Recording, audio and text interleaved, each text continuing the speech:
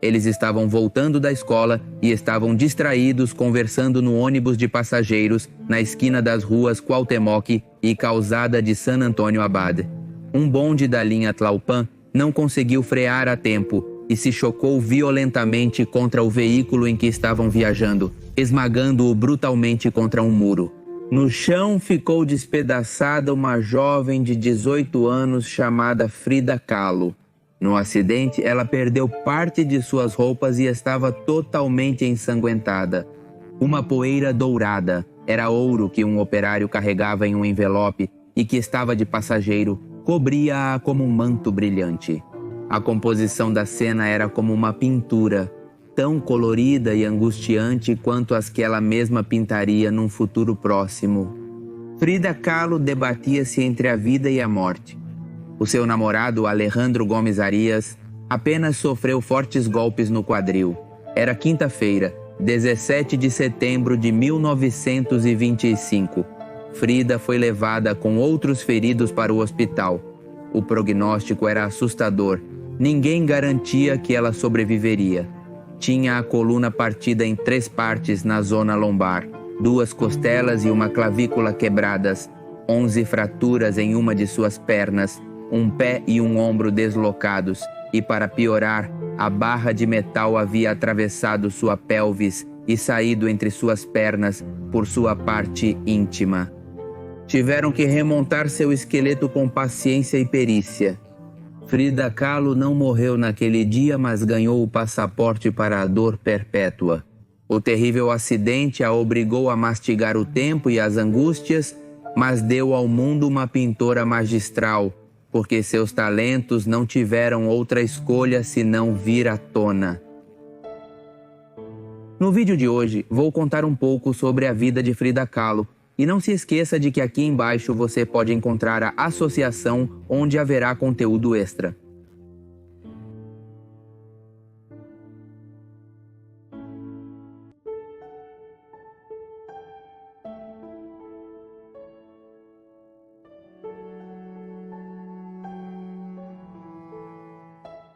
Guillermo Kahlo, fotógrafo alemão de origem judeu-húngara, e sua esposa Martilde Calderon, que tinha sangue indígena correndo em suas veias, foram os pais de Frida Kahlo, nascida em 6 de julho de 1907. O primeiro filho, um menino da família Kahlo, morreu 6 dias após o nascimento. A terceira filha, Cristina, a mais nova, foi a grande amiga e companheira de Frida durante seus anos de juventude. A família Kahlo viveu em uma casa na Rua Londres, número 247, no bairro Coyoacán, na Cidade do México. Hoje, essa residência é conhecida como a Casa Azul e foi transformada em museu após a morte da pintora. Aos 6 anos, Frida teve o primeiro golpe da vida. Ela contraiu poliomielite no meio de uma pandemia que assolava o mundo. Ela teve que passar 9 meses na cama. Uma perna dela ficou esquelética e sem força. Foi o pai dela que a encorajou na sua reabilitação. A pequena começou a praticar esportes que não eram nada comuns entre as mulheres de sua geração, que eram o futebol e o boxe. No ano de 1922, com 15 anos, Frida ingressou na Escola Nacional Preparatória, uma das mais prestigiadas do México. Dali saíram mentes brilhantes. Eram apenas 35 mulheres entre os 2.000 alunos. Então, ela logo se destacou por seu caráter rebelde e se juntou a uma banda de jovens intelectuais comprometidos com a política estudantil que combatiam a autoridade e impulsionavam reformas nesse grupo, que se autodenominava os cachuchas por usarem uns chapéus de tecido que desafiavam os estritos cânones da época. No entanto, a reviravolta de sua vida ocorreria numa quinta-feira, 3 anos depois, quando seu corpo se desfez, quebrado em 1000 pedaços, sob o bonde ao voltar do hospital para sua casa em Coyoacán. 1 mês depois, ela não teve outra escolha senão observar o mundo de uma perspectiva diferente. Na horizontal, ela não conseguia se sentar, então sua mãe encomendou a confecção de um cavalete que foi montado sobre uma espécie de andaime para que ela pudesse pintar. Deitada, O aparelho também tinha uma luz acoplada e no teto havia um espelho que permitia que ela se olhasse e assim fosse sua própria modelo. Paralelamente a esse passatempo criativo, Frida teve que suportar sua lenta reconstrução. Isso era algo que duraria toda a sua vida. Vários corsês de gesso e aço sucessivos foram sustentando sua maltratada coluna vertebral e seu pé deslocado precisava de um aparelho especialmente projetado.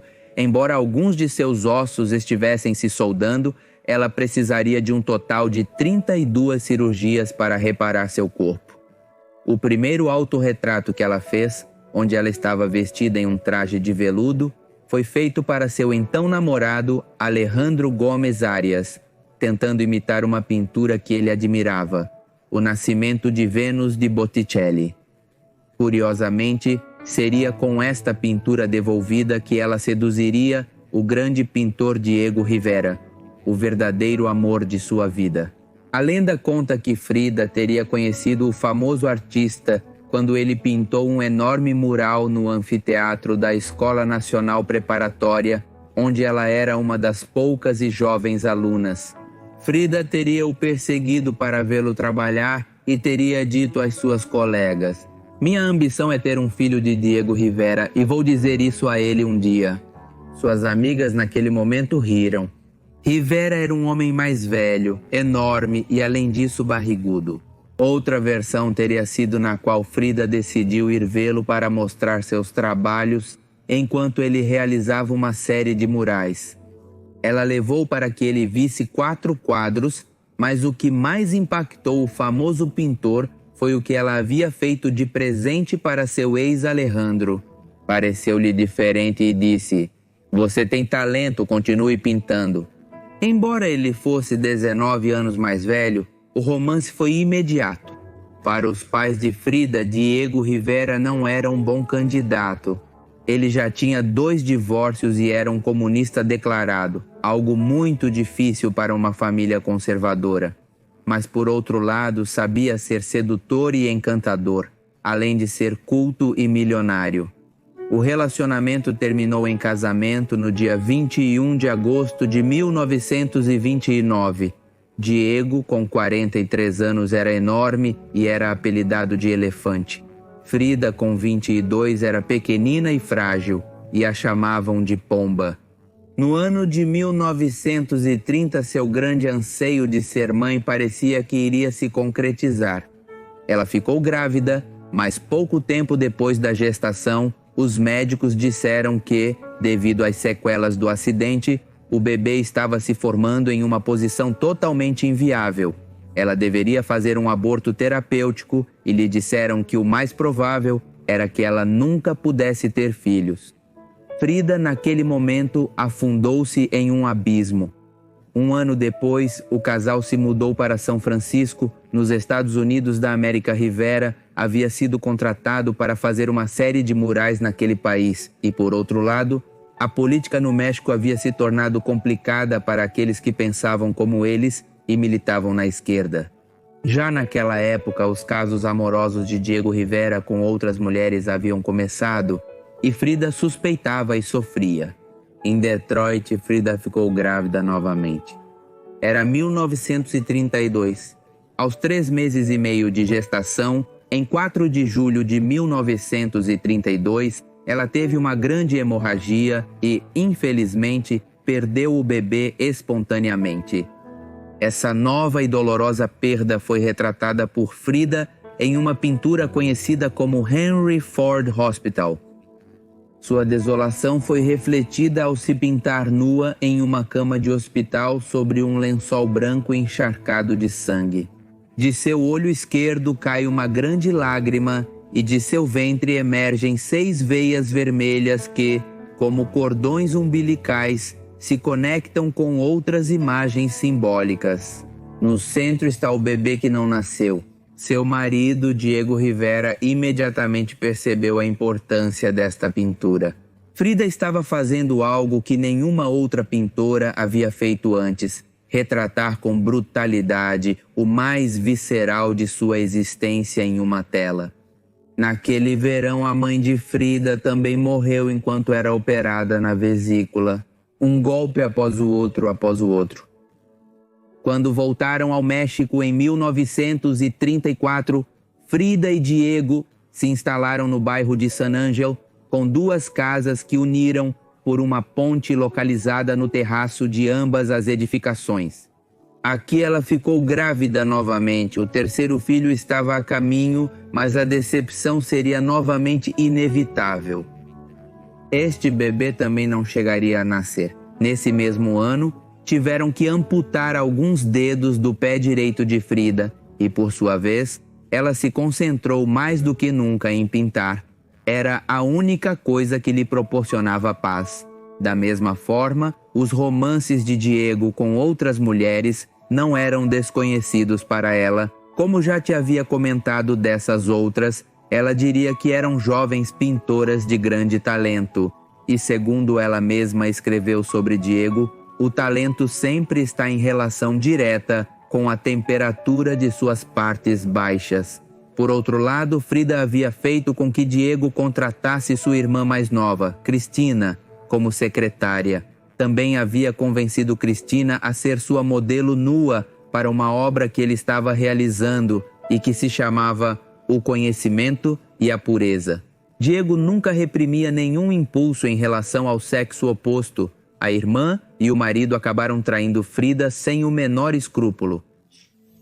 Pouco depois, Frida pintou seu quadro mais sangrento, Uns Poucos Picotes, que mostra uma mulher deitada em uma cama após ser esfaqueada pelo parceiro.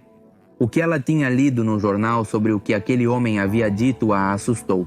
Segundo o criminoso, ele apenas deu alguns picotinhos, embora alguns disseram que também refletiu seus sentimentos pela traição que sofreu de Diego e Cristina. Mas Frida e Diego precisavam um do outro, então o reencontro era inevitável. 1 ano depois, o casal se reconciliou, mas Frida, que parecia ter aceitado as infidelidades de Rivera, também não ficou para trás. Ela teve vários casos amorosos com homens e também com mulheres, incluindo a artista Georgia O'Keeffe, a dançarina Josephine Baker e a atriz Dolores Del Rio. No entanto, esses casos homossexuais não irritaram tanto Rivera quanto o caso que Frida teve com o escultor Isamu Noguchi. Ele ficou tão furioso que chegou a apontar uma arma para eles, para que terminassem o romance. Em 1937, o revolucionário russo de origem ucraniana, Leon Trotsky, foi acolhido junto com sua esposa Natália Acedova na casa da família de Frida em Coyoacán. Chegou ao México fugindo do líder russo Stalin, que havia dado a ordem para eliminá-lo. Nos primeiros meses, Leão e Frida teriam tido um intenso romance que não prosperou, acredita-se, porque a esposa de Leão teria dado um ultimato ao seu marido. Em 1939, Frida se envolve com o médico Heinz Berggruen em Nova York, que por sua vez, Diego Rivera sai com a pintora Irene Bose e com a atriz americana Paulette Goddard, que finalmente no dia 6 de novembro de 1939, Diego toma coragem e pede o divórcio a Frida. Tempo depois, Frida viaja para São Francisco para se operar com o Dr. Eliezer. O reencontro com seu ex foi tão forte que decidiram se casar novamente no dia 8 de dezembro de 1940. Mas desta vez, Frida impôs suas próprias regras. Viveriam juntos, compartilhariam as despesas e seu amor pela arte, mas não teriam nenhuma vida sexual. Voltando à saúde de Frida, esta nunca melhorou, pelo contrário, piorou com o passar do tempo. Internações sucessivas, uma tentativa de transplante de ossos que fracassou e a dor, sempre a dor.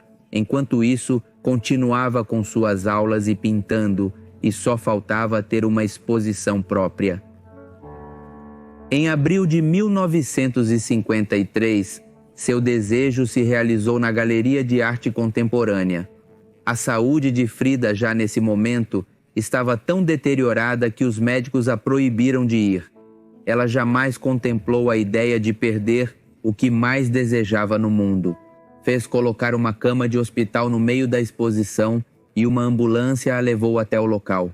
Antes tomou todos os medicamentos possíveis para aliviar suas tormentas. A imprensa e os convidados ficaram impactados quando a viram aparecer, adornada com seus trajes e ornamentos típicos. Frida, por sua vez, mostrou-se feliz, cantou os clássicos corridos mexicanos e bebeu até a exaustão. 4 meses depois, em agosto de 1953, ela foi à consulta com o Dr. Juan Farril. Ele examinou cuidadosamente sua perna direita e seu pé, onde havia apenas 3 dedos. Farril explicou que, devido à gangrena, a solução deveria ser algo muito mais drástico, amputar a perna direita.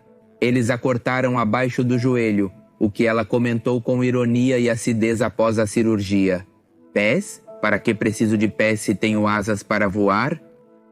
Em 1954, foi diagnosticada com broncopneumonia e, infelizmente, perdeu a vida numa terça-feira, 13 a 67 anos, poucos dias depois de completar 47 anos, que, como mito, não parece coincidência o dia em que ela se foi.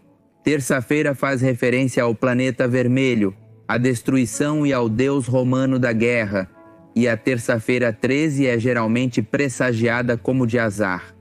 Mas enfim, Frida Kahlo se foi, mas nos deixou uma obra incrível, mais de 200 trabalhos e sua bela casa azul.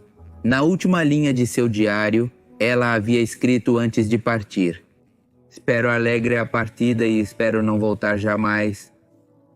Se curtiu o vídeo, siga-me nas redes sociais e no canal secundário Sabias que Vá e Pepe Mistério.